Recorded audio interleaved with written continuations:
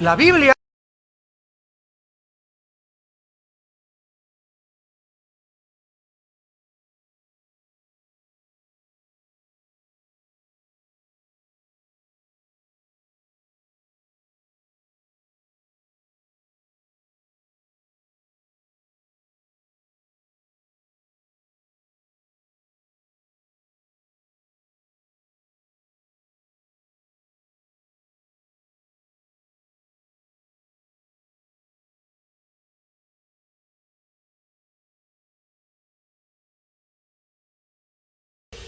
hay una explicación para este odio antisemita. Una vez una muchacha se acercó y me comenzó a hablar, no, que Israel, que son los genocidas. Y le dije, la forma en que tú estás hablando es de un antisemita.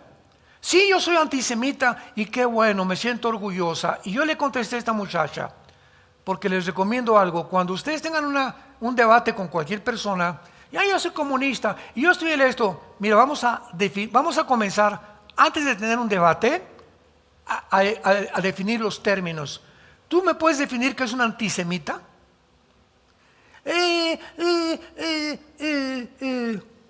No me contestó la muchacha. Bueno, le dije, un antisemita es una persona que odia a los judíos. Ese es un antisemita. Ahora, tú me dices que un antisemita, te voy a hacer una pregunta. ¿Por qué los odias? ¿Qué te hicieron?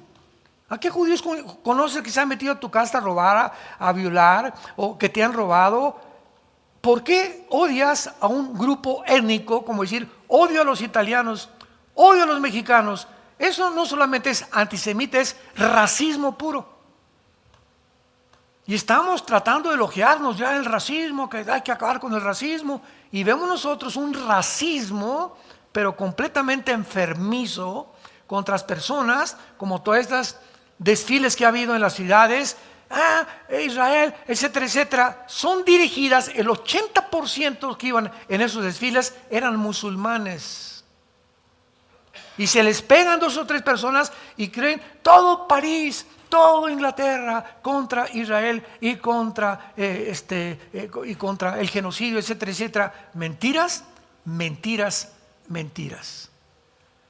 Entonces, cuando venimos a la Biblia, encontramos una respuesta.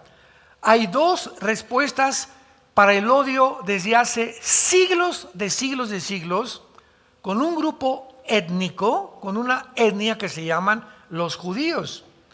No ha habido este racismo ni contra budistas, ni contra mahometanos, ni contra el mismo Islam, ni contra los hindúes, ni contra Zoroastro, ni contra los discípulos de Mahatma Gandhi, ni contra ningún grupo, ni tribu, ni civilización en toda la historia. Cuando vemos la historia ya de una forma cosmogónica, ¿verdad? Ya podemos cuenta que en todos los siglos, en todos los imperios, el exterminio ha sido matar judíos, matar judíos, matar judíos, exterminar Israel hasta el siglo XXI. ¿Dónde nos encontramos? Tiene que haber una explicación. Esto no es coincidencia. Bueno, antes de la Segunda Guerra Mundial se propagó un libro que se llamó Los Protocolos de los Sabios de Sion. Este libro, escrito por los zares rusos en el siglo XIX, explica claramente en el libro, los judíos son los culpables de todo porque son los dueños de los negocios, los dueños de los bancos, los dueños de las escuelas, los dueños de la educación, etcétera, etcétera. Por eso el mundo está como está. Hitler lee los protocolos de los sabios de Sion y es influido José Stalin y todos los que persiguieron el siglo pasado, el imperio español, franceses, etcétera, etcétera, lo creyeron sin darse cuenta que el holocausto desmintió esta mentira. Si los judíos eran dueños de bancos y de escuelas y de educación, ¿por qué Hitler mata a 6 millones de personas que son una etnia que no tienen nación, no tienen casa, no tienen ropa, no tienen lugar para vivir? ¿Qué fue lo que vio Hitler de enemistad en ellos? Los protocolos de los sabios de Sion. Y en el momento del holocausto, nadie en el mundo los defendió. Bueno, Si ellos eran dueños de los bancos y del dinero y de todo, ¿por qué no se defendieron y por qué no los defendieron? El Holocausto desmintió los protocolos de los sabios de Sión. Mentiras que propagaron los zares por los pogromos. Los pogromos eran como los campos de concentración rusos, donde metían a los judíos y los asesinaban y los torturaban cruelmente. Muy bien. Como cristianos ahora estamos entrando en un mundo antisemita. Y es uno de los problemas más grandes porque el antisemitismo o el odio a los judíos se ha infiltrado dentro de las iglesias cristianas. Yo he oído, me reservo los nombres, a líderes cristianos hablar en contra de Israel, hablar en contra de los judíos y echarle la culpa a los judíos de lo que pasó en la matanza y en la masacre que hizo un grupo terrorista y que no hicieron los judíos. ¿Por qué este odio y por qué estas protestas y por qué esto? Hay dos respuestas. Voy a concentrarme hoy en la explicación política. ¿Por qué el mundo odia a los judíos? Y después nos concentraremos en la explicación bíblica. Entonces hay una explicación política que el mundo da y la explicación que la Biblia da. Muy bien. Desde la perspectiva política, ¿cómo se podría explicar el antisemitismo? Tenemos que comprender todo en la vida. No ser como burros o como ovejas, ¡bé! Y seguir solamente porque alguien dice, ¡bé! Yo también, ¡bé! Si alguien odia con esto, yo también hago esto. Tenemos que entender, ya estamos en un mundo, somos personas inteligentes, coherentes, con una explicación que Dios nos puede alumbrar para entender lo que está pasando. Dejemos de ser conformistas y hacer lo que todos los demás hacen. Rápidamente un ejemplo. Te invitan a una cena hoy en la noche. Y en esta cena, pues la mayor parte de la gente que está no los conoces. Vas con tu esposa o con tu novia. Y de repente alguien en la cena, no, los judíos son esto y por aquí y por allá. Y te quedas callado y descubres que nadie en la cena, de las 10 o 15 personas, tampoco levantaron la voz en contra de la persona que atacó a los judíos. Y te quedas callado, te subes a tu carro, te despides de todos en la cena y vas en tu carro junto a tu casa con tu esposa y tu esposa te comienza a preguntar, ¿por qué no hablaste en contra de lo que esa muchacha dijo contra los judíos? Y comienzas a pensar, realmente no hablé porque no quise causar una controversia. O sea, no quise armar un problema entre todos ellos y además como nadie contestó ni nadie dijo nada en contra de esa muchacha, asumo, así piensas, pues que todos son antisemitas. Porque si nadie habla, los malos viven porque los buenos no hacen nada. Entonces no hablé, Panchita, porque me imagino que todos son antisemitas. Y si nadie defendió a los judíos, ¿para qué armo yo un borlote? Esto se llama la espiral del silencio. Cuando la presión de tus amigos o de la sociedad te hacen quedarte callado, porque no nos gusta ir en contra de lo que la mayoría piensa.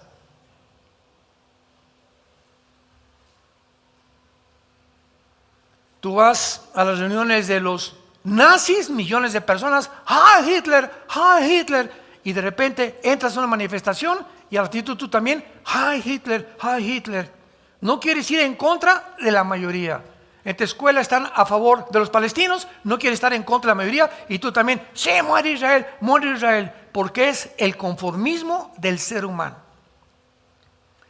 Y esta espiral del silencio se manifiesta en algo que es psicológico también, que se llama psicosis colectiva. En otras palabras, hay un cantante muy famoso y se llena el Auditorio Nacional de puras chavitas de 15, 18 años de edad. Y sale aquí el chavo aquí muy galanzuco, ¿verdad? Y las muchachas comienzan a gritar como locas, muchachas que nunca se imaginaron que comienzan a quitarse hasta el cubrebustos, comienzan otras hasta a desnudarse, otras gritando que pase y que les dé un beso, etcétera, etcétera. Y tú vas con tus amigas que todas hacen eso y tú también. ¡Ah! ¿Por qué? Porque no quieres hacer algo contrario a la multitud. Y esa es la forma, por eso se llama psicosis colectiva. Lo que hacen la mayoría, a ninguno nos gusta ir en contra de la mayoría. Porque nos conformamos con quedarnos callados para que no nos tachen de homofobios o de islamofobios o de personas que causan controversia o problemas. Mejor nos quedamos conformados, nos quedamos callados y no hacemos lo que los demás, o hacemos lo que hacen los demás para no parecer diferentes a la mayoría. ¿Me van entendiendo? ¿Cómo funciona esto a nivel masivo y cómo está funcionando? Entonces, vamos a explicar el antisemitismo de esta manera, que es muy racional y es muy lógica, sobre todo para todos ustedes son filósofos, abogados, que les gusta pensar. La razón tiene que ser muy importante, pero muy importante, para que haya este odio mundial de exterminio, no solamente a los judíos, sino a la entera nación de Israel. Como Yasser Arafat, el más grande terrorista del siglo pasado, lo establece en la Constitución de la Organización para la Liberación de la Palestina. Nuestro propósito, nuestra meta, nuestra plataforma no es tener 2 estados, ni Jerusalén, el exterminio de la raza judía. Ni más ni menos. Muy bien. La razón tiene que ser muy importante, repito, porque se organizaron todas las clases del siglo XX para lograr este fin. La conspiración que se armó el siglo pasado, una conspiración que se armó para exterminar al pueblo judío, principalmente en Europa, fue gigantesca y perfectamente bien financiada, pues para poder armar todo este aparato y toda esta estructura, se produjo una Segunda Guerra Mundial. Se produjo una Segunda Guerra Mundial. Detrás de la Segunda Guerra Mundial se encontraba solamente un propósito cuyo objetivo era exterminar a los judíos, como lo vimos con Adolfo Hitler. Adolfo Hitler, ¿quiénes eran sus enemigos? Rusia con José Stalin, Winston Churchill, Inglaterra, del lado occidental, Estados Unidos y Canadá, y algunas naciones de Europa que todavía no levantaban ni decían pío. Y los amigos de Alemania pues fueron Italia y los japoneses, que bombardearon en el 41 Pearl Harbor a los americanos. ¿Por qué? Hitler, teniendo pleito con Rusia, por el amor de Dios, Inglaterra, Estados Unidos, de repente, vean ustedes la mentalidad, se vuelve contra un grupo étnico, pequeño, sin casa, sin ropa, sin dinero, sin cuentas de banco, sin un ejército militar y ni tierra para vivir tenían. Y los considera los enemigos máximos, los ve como un gigante. No ve a Rusia, ni a Inglaterra, ni a Estados Unidos. Hitler ve a los judíos como la primera oposición mental que él sentía, que realmente ellos eran sus enemigos y que los tenía que exterminar a como diera lugar, olvidándose de la misma guerra.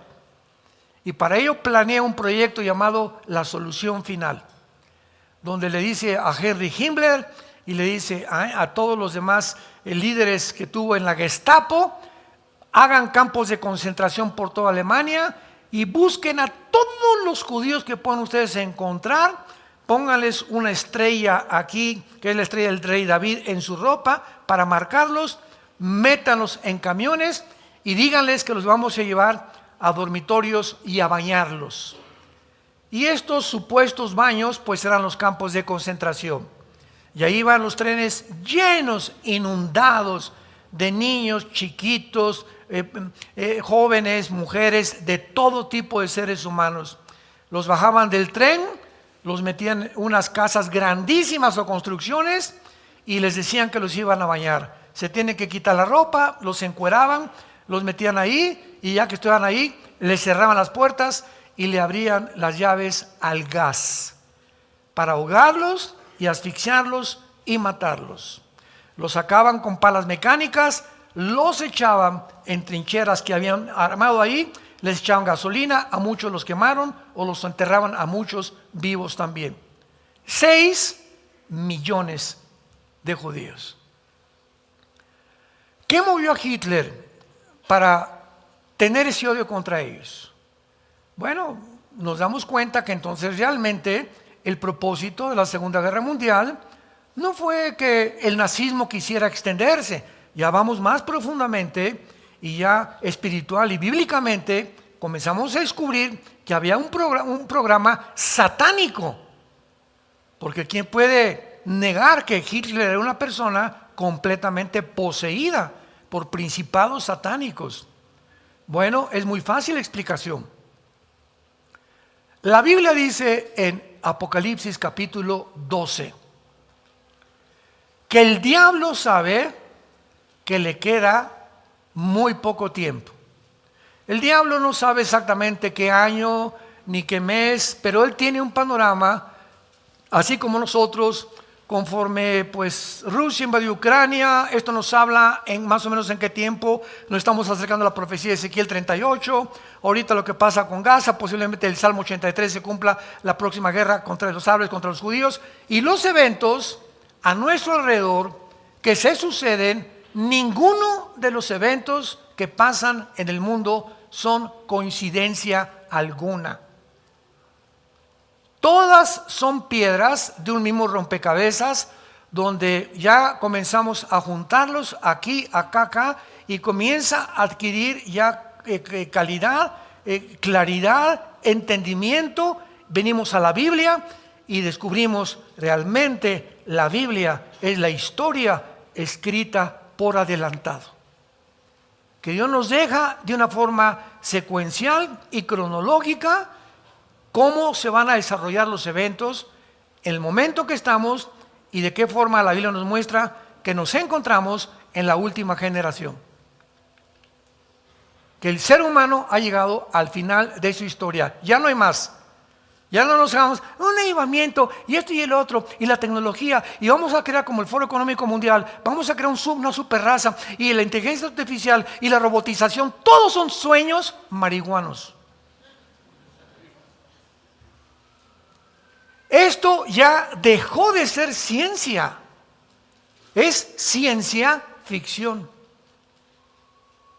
Ciencia ficción, o sea, ya son cosas que dices, solamente un loco puede pensar. Y pues sí, y es como cree en Aladino y la lámpara maravillosa, o en Santa Claus, o en los Reyes Magos, que no fueron magos, ¿verdad? Eran 3 reyes del Oriente que vinieron a posiblemente bisnietos de los que educó Daniel en Babilonia y que supieron de las profecías de Daniel, que era el tiempo en que iban a ser el Mesías. Pero lo que ha pasado ahorita es algo terrible. Entonces, el diablo, sabiendo que le queda poco tiempo, ¿qué hizo? Escúchenme muy bien, pongan mucha atención. El diablo sabía que si Israel regresaba el 14 de mayo de 1948, si Israel regresaba a su tierra, en ese mismo tiempo, en ese año, comenzaría la cuenta regresiva de las profecías finales de la Biblia. Entonces el diablo hizo lo imposible por usar a Hitler para exterminar a los judíos e impedirles que formaran una nación. Porque si no formaban una nación, entonces la construcción del tercer templo profetizada sería una mentira. Entonces, si no formaban una nación, ¿a quién va a perseguir el anticristo? Si no formaban una nación, los 144,000 judíos de Apocalipsis 7 sería un invento también, que quién sabe quién inventó la Biblia. Todas las profecías de los tiempos que vivimos están enfocadas en Israel. Israel es el termómetro, el centro Como dice Ezequiel 5:5 en hebreo, el ombligo de Dios. Es exactamente donde el cordón umbilical sale de la mamá y es cortado y se queda de una vida el bebé, sale a otro medio ambiente. El momento en que se corta el cordón umbilical, encuentra otro medio ambiente, nace a un nuevo mundo. Si Israel nacía como una nación otra vez, el diablo sabía que ya su tiempo se ha acabado. Y no lo logró, gracias a Dios. Hitler no los pudo exterminar y los judíos fundaron su nación. ¿Y qué hizo el diablo? Se les fue encima con el mundo árabe. En el 15 de mayo, un día después, los trataron de destruir. En 1956 los volvieron a tratar de destruir en la guerra del Canal de Suez. 1967, junio del 67, la guerra de los 6 días, los volvieron a tratar de destruir 22 millones de árabes. 1973, hace 20 años, la guerra de Yom Kippur, y no pudieron tampoco, y los árabes se dieron por vencidos. No podemos, vamos ahora a formar grupos terroristas. Y vamos a tratar de no ya ser nación contra nación, vamos a sabotearlos, a mandarles cohetes desde lejos, a sabotear embajadas, etcétera, etcétera. Y entonces comenzaron a formar al grupo, la Hermandad Musulmana de Egipto, a Hamas. Y Hamas entrenó a los guerrilleros de Irán. La Guardia Revolucionaria de Irán, que es el servicio secreto de Irán, comenzó a educar a Hezbollah, que es el grupo guerrillero en el Líbano, al norte de Israel. Después vinieron ISIS, Al-Qaeda, los Houthis y los talibanes en Afganistán y en Pakistán. Más de 6, 7 grupos guerrilleros que existen actualmente con el único propósito de destruir a la nación de Israel. El diablo no se ha dado por vencido. Vayamos al capítulo 12 de Apocalipsis y veamos de una forma muy breve, que el Espíritu Santo les dé entendimiento y alumbre los ojos de vuestra comprensión y conocimiento para que puedan discernir, santos de Dios, el programa de Dios. Apocalipsis 12 resume toda la historia de Israel.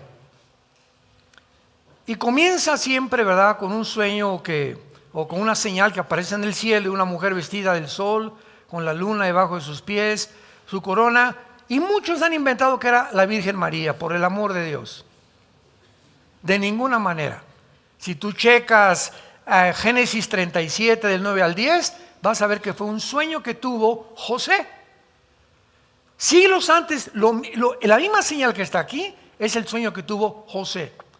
Y cuando su papá le pregunta a José, ¿qué es esto?, el mismo Espíritu Santo interpreta y nos dice, ¿verdad?, claramente que estas 12 que estaban debajo de sus pies son las 12 tribus de Israel, y Jacob como uno de los patriarcas de Israel. Y dice que esta mujer estaba encinta con dolores de parto.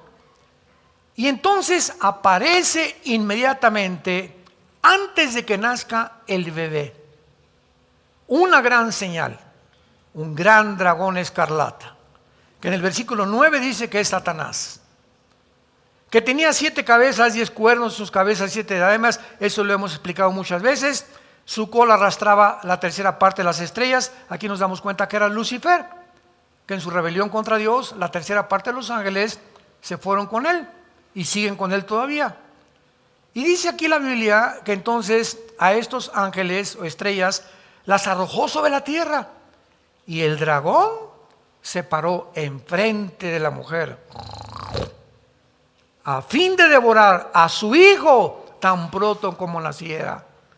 Desde el Antiguo Testamento, cuando el diablo sabe que de la semilla de una mujer, Génesis 3:15, vendría genéticamente el Mesías, el diablo se dedica desde el libro del Génesis a perseguir y a impedir que esa semilla prometida a Eva no naciera. Y vemos el primer ataque en Génesis 6, cuando los ángeles caídos bajan a la tierra, embarazan mujeres. ¿De qué forma? No sabemos, pero alteran la genética de las mujeres y producen gigantes de 4 metros de altura con 12 dedos en las manos y 12 dedos en los pies, gigantes que vivieron en el mundo 1000 años. ¿Quién acabó con los gigantes? En 2 Samuel 21, el rey David. Mató a los últimos 4 que eran hermanos de Goliat. El primero que mató David con el rey Saúl, ¿se acuerdan? 1 Samuel 17. Entonces vemos nosotros que Satanás intenta hacer. Segundo intento, llegan a Egipto, después del Génesis comienza el Éxodo, con las tribus llegando a Egipto. En Egipto, el faraón, de alguna forma diabólica, sabe que de entre las mujeres judías viene una semilla. ¿Quién se lo dijo a Faraón? Y llegando a Faraón, ordena a las parteras hebreas, Éxodo capítulo 1, que maten a todos, ordena a todos los niños que fueran a nacer y que no los dejaran vivir más de 2 años. ¿Y qué pasa en este segundo intento satánico de impedir que la semilla? Vean cómo todo tiene, no es coincidencia, todo tiene una razón de ser. ¿Qué hizo Dios con esto? La mamá de Moisés, él era el que vendría, donde venía la semilla y a salvar a Israel. Agarra la mamá de Moisés al bebé, hace una arquita de juncos y la echa al río Nilo lleno de cocodrilos. Con la fe y la confianza que Dios les puso a su Espíritu Santo y a su papá, de que iba Dios a proteger a ese bebé. Pero a ese bebé no lo iba a tocar la espada del faraón. Y viene el río Nilo con el arca del bebé y pasa enfrente de donde se encontraba, ¿quién creen? La hija del faraón, lavando ropa o no sé qué estaba haciendo ahí con sus doncellas, y ven al bebé y ven a las muchachas y recogen al bebé. La hija del faraón lo ve, ay, qué niño tan hermoso, y lo adopta. ¿Cuándo se imaginó el diablo que el mismo bebé que el faraón trataba de matar, iba a ser educado en su palacio? Los caminos de Dios no son nuestros caminos. Y Moisés es educado por el asesino más grande que quería matar, y que él era el que iba a ser el libertador de la esclavitud de los judíos. Y pues ya sabemos, ¿verdad?, que a los 40 años mata a un soldado Moisés, teme, huye al desierto y se queda 40 años ya. Esta es otra historia, donde ya Dios lo forja en el desierto y a los 80 años saca a Israel de Egipto. Muy bien. Entonces vemos otro tercer intento de Satanás cuando nace Jesús, que es el dragón. Porque la salvación, dice Juan capítulo 4, viene de los judíos. ¿Y por qué no de los mexicanos y los guatemaltecos? ¿Y por qué no los guatemaltecos y los españoles? ¿Y por qué no los españoles? En fin, ¿verdad? De cualquier nación que hubiera escogido Dios, hubiera habido pleito entre nosotros. ¿Sabes una cosa? Porque a Dios le dio la gana. Simplemente la soberanía de Dios, Él determinó escoger un punto geográfico minúsculo, insignificante, en el Medio Oriente, donde naciera el Mesías que vendría a liberar a judíos, palestinos, árabes y musulmanes, y a cualquier persona que se acercara a la cruz. Entonces, ese fue el propósito de Dios. Vendría el Mesías de Israel. Entonces, ya comenzamos a entender el odio que se esconde detrás del exterminio. Y además, no lo más importante, porque lo más importante es el nacimiento del Mesías, pero vemos que cuando nace Herodes, cuando nace Jesucristo, ¿se acuerdan? Que llegan los reyes y que le dicen al rey Herodes: hemos oído que van a ser este tiempo que estamos viviendo en Navidad, aunque sabemos que Cristo no nació el 24 de diciembre y lo aprovechamos para dar testimonio de Él, hemos sabido que van a ser el rey de los judíos. Y Herodes se llena de enojo. ¿Y qué hace Herodes? Manden matar a todos los niños menores de 2 años. Otro intento satánico, porque venía detrás de esa semilla que iba a destruir finalmente al mismo Satanás en la misma cruz. ¿Y qué hace la Virgen María y José? Nada, se les aparece un ángel y les dice: huyan a Egipto, porque el rey Herodes quiere matar al niño. Y se va, pasa el edicto de la matanza y gracias a Dios ya Jesús crece, ¿verdad? Nace en Belén, se educa casi toda su vida en Galilea, en Nazaret, etcétera, etcétera. Y así es la sobrevivencia del Mesías milagrosamente. Pero el punto también que quiero ver ahorita, que es la explicación política, obviamente vimos que la razón es muy profunda, ya vimos la razón espiritual.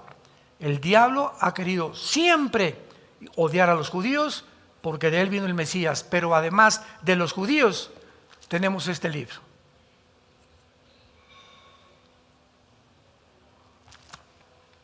La Biblia la escribieron judíos.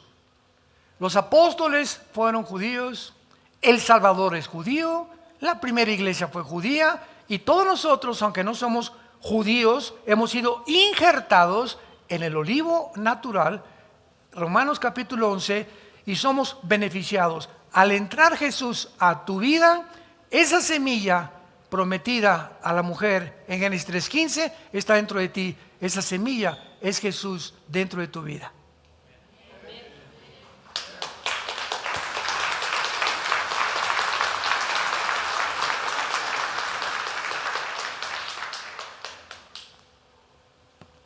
Esta razón es muy importante por cuestión de que también la Biblia vino de parte del pueblo o del Antiguo Testamento. Pero vean esto, que esto es increíble. Esta razón, por ser tan profunda, ¿verdad? Y muy importante por causa del efecto que han tenido, el efecto que los judíos han tenido en la historia política de las naciones occidentales.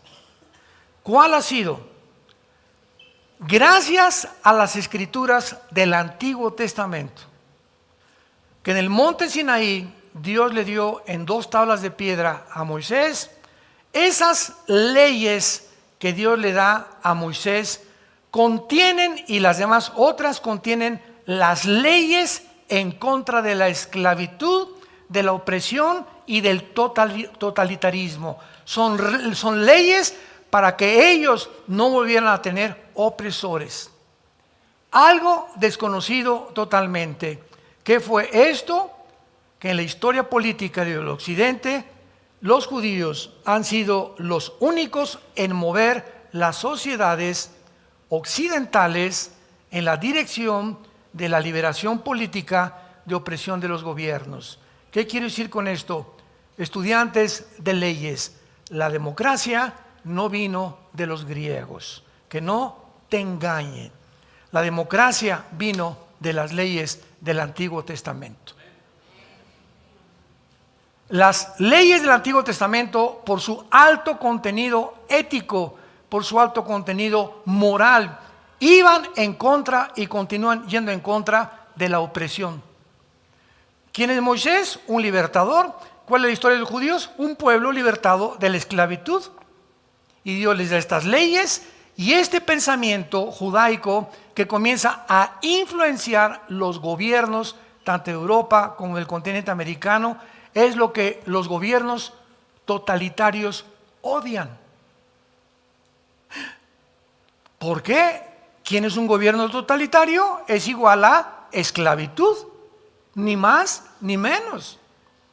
Un gobierno totalitario es un gobierno de esclavos. Los romanos fueron totalitarios. Todos los gobiernos casi del siglo pasado fueron totalitarios. El comunismo es una ideología totalitaria. Son gobiernos que les conviene tener al pueblo abajo, en pobreza, que no crezcan, que no sean educados, para que el gobierno sea el que controle al pueblo y el gobierno sea el que domine absolutamente todo lo que acontece dentro de una sociedad. Negando libertades, garantías individuales, negando la propiedad privada, negando la libertad de acción, negando la libre empresa, negando la democracia, negando el capitalismo. Eso es un gobierno totalitario. Le llaman también dictaduras. El ejemplo obtenido por la revelación del Antiguo Testamento de la Biblia ha ido moviendo, o se ha ido moviendo hacia la democracia, y es lógico, vuelvo a repetir, que las clases de gobernantes, las élites del poder, vayan perdiendo poder por este movimiento. Muy bien, entonces vemos nosotros, ¿verdad?, que es lógico que este avance de la democracia ponga a temblar a las élites del poder, porque van perdiendo por este movimiento, ya que no les convienen ni tampoco quieren un cambio. La clase que actualmente gobierna en la mayor parte del mundo no aprecia favorablemente la influencia del pueblo judío en Occidente. Vamos entendiendo políticamente por qué ese odio de las clases sociales, de la Organización Mundial de la Salud, de la Organización de Naciones Unidas, la ONU odia a Israel. De los 70 decretos que han sacado para condenar naciones, de los 70 decretos desde 1946-47, el 70% son contra Israel. Ahora que Hamás hizo esta masacre y esta carnicería ahí en Israel, la ONU se puso del lado de Hamás. Esto es increíble. ¿Quiénes son los judíos? Bueno, el pueblo judío es una etnia religiosa organizada alrededor de una historia de una revolución de esclavos, si lo podíamos resumir de una forma histórica. Ya vimos la ley que Dios le entrega a Moisés después de que se escapan de la esclavitud de los egipcios. Es la ley de los esclavos liberados que se encuentra en las páginas de las Sagradas Escrituras. Es la ley para que ningún otro pueblo los pueda oprimir jamás. El camino histórico a través de todo lo que hemos visto indica que una revolución de esclavos, que es realmente la lucha contra la opresión. El ser humano es un ser humano que debe luchar por su libertad. ¿Qué son las revoluciones, golpes de Estado, la mayoría? Guerras han sido luchas porque anhelamos ser libres. Yo tengo la libertad que el gobierno no me diga que el gobierno va a educar a mis hijos. Y que ahora el gobierno les va a inculcar en las primarias la ideología de género y le va a enseñar a un niño de 5 meses, de 5 años, cómo masturbarse. Discúlpenme, ¿verdad? Pero esa educación moral me pertenece a mí, no al gobierno. Yo tengo que ser libre para comprar, si tengo dinero en una casa o para vender una casa, tengo una propiedad, y no que algún día llegue el gobierno y me diga, esta casa es mía, o me la entregas o te la quito o te la expropio. Si no hay esa libertad del ser humano, el ser humano es reducido a un esclavo. Y es la tendencia, el anticristo llegará y pondrá con broche de oro, cerrará, terminará con las democracias, el capitalismo, el libre mercado, etcétera, etcétera, cerrará con broche de oro la civilización, obligando a todos los seres humanos que no tengan la marca del 666, que no puedas comprar, vender, ni ir a la farmacia, ni al Oxxo, ni al cine, a ninguna parte puedes ir, ni subirte a un taxi, ni contratar una Uber, si no tienes la marca del 666. ¿Qué se llama esto? La esclavitud total en la que terminó el ser humano y en la cual nos encontramos ya no en la primaria, en la kindergarten, ni en la primaria, ni en la secundaria, ni en la preparatoria. Nos encontramos ya en el siglo XXI, en la universidad, en el nivel más alto de esclavitud que el ser humano ha tenido, que ya está poniendo en función la mayor parte de los gobiernos en el mundo entero. Y los seres humanos no se han dado cuenta de esto. Y así va a continuar armando esto. Este es el odio contra la palabra de Dios. ¿Por qué la iglesia romana prohibió la palabra de Dios? ¿Por qué? ¿Por qué? Porque, en primer lugar, estaba escrita en latín, no la habían traducido a las demás lenguas europeas. Y nadie la podía leer. Pues, ¿quién sabía latín? Más que los curas. Y en segundo lugar, porque sin la autorización de un cura o un obispo, nadie se puede abrir las páginas.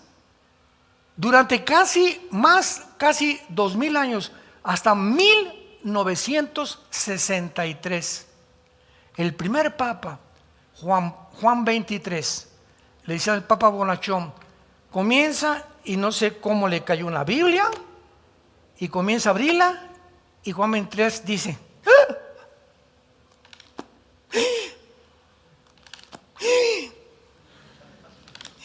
Jesús, María y el burrito que los acompaña. ¿Qué hemos hecho? Y reacciona el Papa Juan 23 y manda un edicto al mundo cristiano. De aquí en adelante la Biblia se abre al populus. La Biblia se puede leer ahora y traducirla en español o en cualquier idioma. Ahora el pueblo cristiano no necesita tampoco que tener a alguien para que interceda, ni tampoco los santos son los que interceden delante de los seres humanos. Y viene una revolución que se llamó la Revolución Católica en el 63 con el Papa Juan 23, donde ya mandaron quitar hasta los santos en muchas iglesias, en otros los dejaron porque siguen considerando, ¿verdad? Es una religiosidad tremenda, pero mandó a quitar eso, permitió en la música dentro de las iglesias católicas. Ahora hay grupos católicos que leen la Biblia y hay millones de católicos actualmente que son nuestros hermanos. Gracias a que han comenzado a leer la Biblia. Y Jesús dijo en Juan 8:32, cuando conozcas la verdad, conocerás la verdad, vas a ser libre. Mientras tú no conozcas la verdad, eres un esclavo del pecado, de las tradiciones, de los sistemas, de las ideologías, de las filosofías que han provenido de hombres como tú y como yo. Jesús dijo, yo soy el camino, la verdad y la vida. Yo soy la luz y el que me sigue nunca carecerá de tinieblas. Es el tiempo que tú despiertes, que abras los ojos y que te acerques a Dios. Que te acerques a ese amor que hubo en esa cruz hace 2000 años, de un hombre que abrió sus brazos, que ahora vamos a celebrar el cumpleaños. Alguien me dijo, oye, yo no creo ni que Cristo haya existido. Compadre, le dije, ¿qué fecha estamos? 25 de mayo de 1999. ¿Desde cuándo lo contamos, compadre? Desde que Cristo nació. Es tan grande la influencia de Cristo históricamente que contamos la historia desde que Él nació. Antes de Cristo y después de Cristo. ¿Antes de Buda o después de Buda? ¿Antes de Mahoma después de Mahoma? ¿Antes de Mahatma Gandhi después de Mahatma? ¿Antes de Walter Mercado después de Walter Mercado? Es tan grande su impacto en la historia que no solamente eso divide la historia, sino que además es el único personaje en el mundo que se celebra su nacimiento y su cumpleaños. ¿Cuándo nació el Buda? No chepo. ¿Cuándo nació Mahoma? No chepo. Impresionante, piénsalo. Hasta los ateos celebran la Navidad, pero no se queda ahí también. Es la única persona que hasta cuando Él muere y se celebra su muerte y resurrección, se les da vacaciones a la gente. La famosa Semana Santa. ¿A qué otro personaje en la historia, como decimos en mi tierra, tráeme el gallito que tú quieras? Dime quién es tu personaje que más admiras. Sé honesto contigo mismo. Escritor, personaje, filósofo, maestro, dímelo y compáralo con Cristo. Y tráeme el libro que tú quieras religioso y compáralo con la Biblia, para que puedas entender la diferencia entre la verdad y la mentira, entre las tinieblas y la luz, entre lo que Cristo te quiere ofrecer en esta tarde y lo que tu vida depara si tú rechazas tal vez el día de hoy el regalo más grande, que es la vida eterna que se encuentra en Cristo Jesús. Inclinemos nuestra cabeza. Señor, te damos las gracias porque los cielos y la tierra pasarán, pero tus palabras permanecerán. Tú descendiste del cielo como el pan que da vida a los hombres.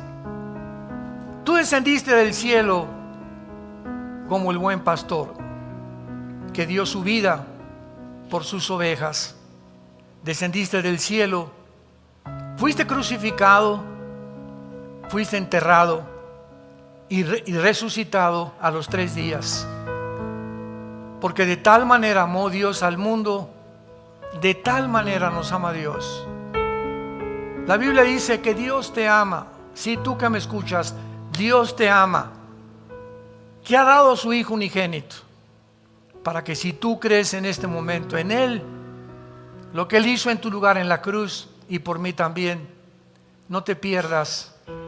Cuando mueras no desciendas al infierno, que es un lugar de el llorar y el crujir de dientes, lugar de tinieblas eternas, sino que tengas la vida eterna, el perdón de tus pecados.